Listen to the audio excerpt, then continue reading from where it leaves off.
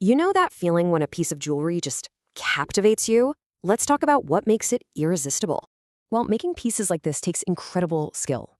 And you guessed it, a few well-kept secrets. Okay, so let's dive right in and uncover the secrets behind the jewelry we all love. All right, secret number one, it's that every single piece tells a story, an ancient one. People have been wearing beads for thousands of years. They weren't just for looks, they were powerful symbols. Way back, even Neanderthals used whatever they could find to show their status and beliefs.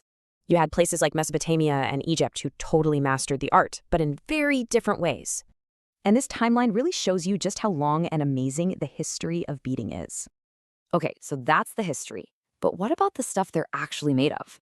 And that brings us to secret number two, the incredible variety of materials a maker can use.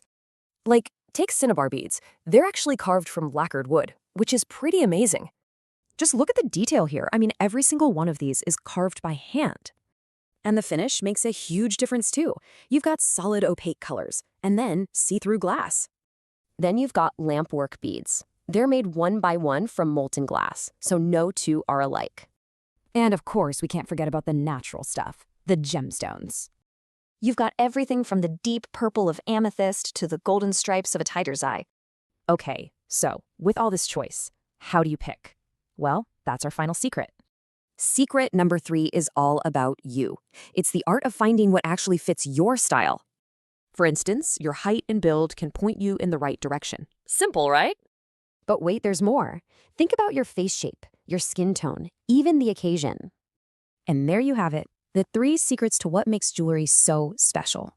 So it's the story behind it, the materials it's made of, and that personal connection. When you get all three of those things right, that's when you find something really special. It's really a mix of the artist's incredible skill and your own personal style.